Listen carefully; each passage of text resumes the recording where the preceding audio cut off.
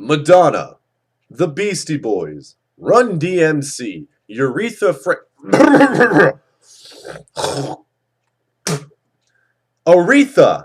Franklin, Michael Jackson, Stevie Wonder, The Supremes.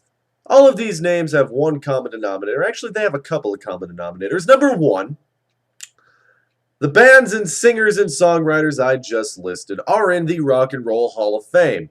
And by and large, the second common denominator is that the bands, singers, and songwriters that I have just listed off have virtually nothing to do with the genre of rock and roll. Maybe they've had their temporary brief brushes with rock and roll. You know, Madonna picked up a guitar on stage and actually looked like she was some kind of a rock star. Run DMC did the collaboration with Aerosmith, and they, or no, not Aerosmith. What the fuck do I? Yeah, Aerosmith and Anthrax, if I'm not mistaken. And they have a few, you know, rock guitar samples in some of their songs, but no. Then they, let's see, The Supremes, Stevie Wonder, Michael Jackson. Yeah, okay, he collaborated with Eddie Van Halen back in 19. Okay, you get my fucking point. They had the briefest brush with rock and roll, and yet that was enough of a prerequisite to get these guys voted into the Rock and Roll Hall of Fame. The Rock and Roll Hall of Fame.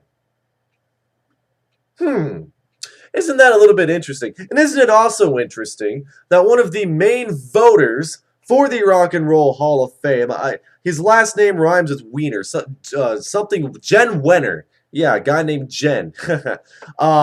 He was one of the founding members of the founders of the Rolling Stone magazine. Excuse me, I just worked a long shift.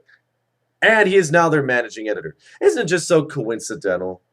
Isn't it just so perfect that a guy from a piss-stain magazine goes to make a piss-stain Hall of Fame, or goes to be one of the main voters in a piss-stain Hall of Fame? You've seen Rolling Stone's lists. What does Rolling Stone look for? Number one in their list. Best singers, best guitars, best albums, best songs, best this, best that, best I don't give a fuck. The most commercially successful, and that was proven when they made Kurt Cobain number 14 on their list of greatest guitarists. Now, they went back and they changed that because people started bitching and moaning too much. So Rolling Stone went, okay, but he was still on the list. Kurt Cobain, in terms of guitar work, does not belong on the list. You can fill it up with 100 better 500 better guitarists before you got to Kurt Cobain, but they still kept him on there because they care about what is commercially successful, and that is all that the voters for the Rock and Roll Hall of Fame care about. Commercially successful. What will bring the most attention from other genres, from other cultures, from other fads, from other you name it? What will bring in the most money? What will bring in the most overall attention? People hear Madonna, Rock and Roll Hall of Fame, that creates controversy. And just like Eric Bischoff said, controversy, that creates some cash for you. You hear about the Beastie Boys coming into the rock, and yeah, I sort of see that, but come on, no. But you get my point from here. Now, relating to all this, relating to my disdain for the Rock and Roll Hall of Fame, relating to my disdain for the three main people that vote for these acts, who go off of their own personal tastes and their commercial ability rather than their actual talent, other than all of that, I began to relate this to the band Rush, because a lot of people say that Rush really deserves to be in the Hall of Fame. Their 25-year threshold has come and gone, and they belong in the Rock and Roll Hall of Fame. They should have been a shoo-in for the Rock and Roll Hall of Fame. Ladies and gentlemen, I am here to tell you, Rush does not belong in the Rock and Roll Hall of Fame.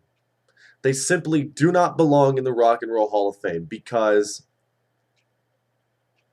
they are just too damn good for a piss-stained, tainted hall like that. If you ask me, the Rock and Roll Hall of Fame has been completely tainted because you have a group of voters that not only go off what they think is best, their own subjective interests, but they go off of what is commercially best and what will draw the most attention. They got to make money somehow, folks. You can't just throw Yes in the Rock and Roll Hall of Fame and expect a lot of money to come off of Yes or another progressive band that's being snubbed, King Crimson. Yeah, here's the deal. Here's the deal with Rush. Rush is one of the greatest bands of all time. I believe that they are one of the most talented bands of all time. I would not want to see one of the most talented bands of all time, a band that is head and shoulders far and away better than the Rock and Roll Hall of Fame, be inducted into the Hall of Fame present day. Hell, Alex Lifeson himself has said that he saw some of the people being inducted and he called the Hall of Fame itself a joke. And I agree with him. I used to be one of those people, okay? I used to be one of those people that said, Rush deserves to be in the Rock and Roll Hall of Fame. And then I looked at the list. And then I looked at how every single year the candidates got worse and worse and worse. And I'm like, why? What's the point anymore? What's the point of lobbying for them? What's the point anymore? Be content with Rush as they are. Be content with Rush as one of the most musically gifted bands to ever come out of any country, much less Canada. Now let me give you something to chew on, ladies and gentlemen. As you all know, I am a huge Metallica fanboy. You know this, right? I love Metallica. Hell, I've been wearing this shirt for over 2 months. And I don't necessarily think that they deserve to be in the Rock and Roll Hall of Fame. You'd be going, why? They pioneered thrash. They made all that money. They're the most commercially successful. And right there, the most commercially successful.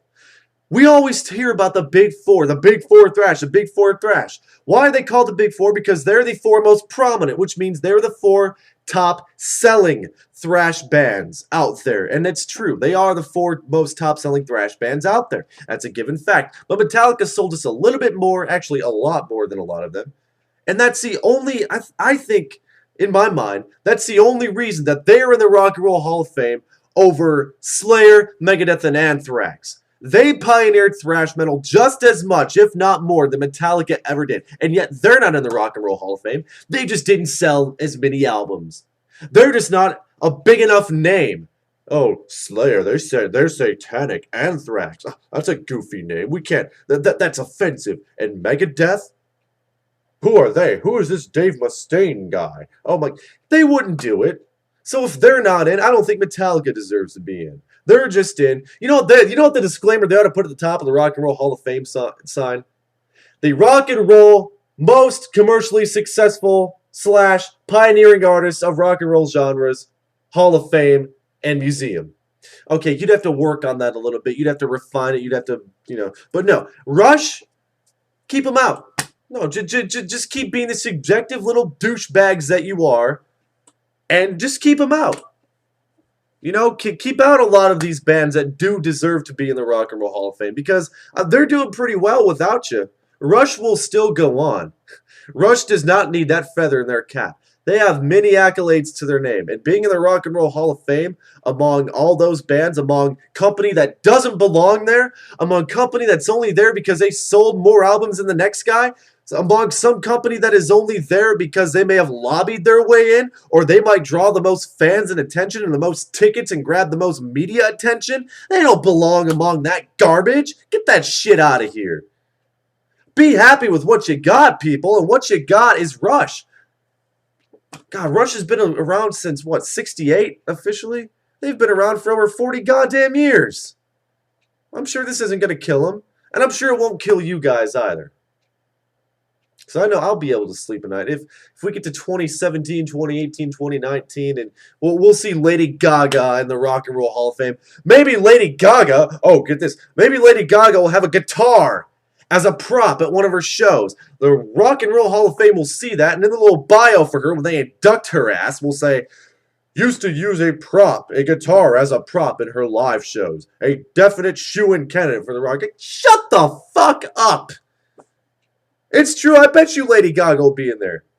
Because you see, Lady Gaga is culturally significant. Just like Madonna is culturally. Just like Aretha Franklin and Michael Jackson. It's kind of like how they retired Jackie Robinson's number across all of baseball. Same deal. You got people that transcend genres like that. Might have only hit the accelerator towards rock just a tiny bit, enough to just barely reach that speed limit, but never actually went the full Monty. You know what? I don't really need to say much more than I've already said.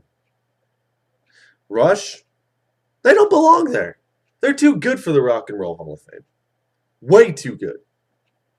And if you really honestly think they need to be in there just as some sort of yardstick, I mean, here's the deal.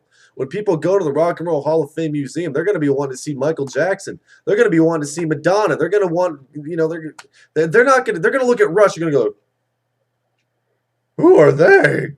So even if they were in there, I mean, God, it's not like they'd be one of the most visited. And sure, I might be eating my words if they do go in the Hall of Fame, and then a huge drove of Rush fans, pour into the Rock and Roll Hall of Fame. But you know what? If they do get inducted, and I am able to go to the ceremony, I'm not going.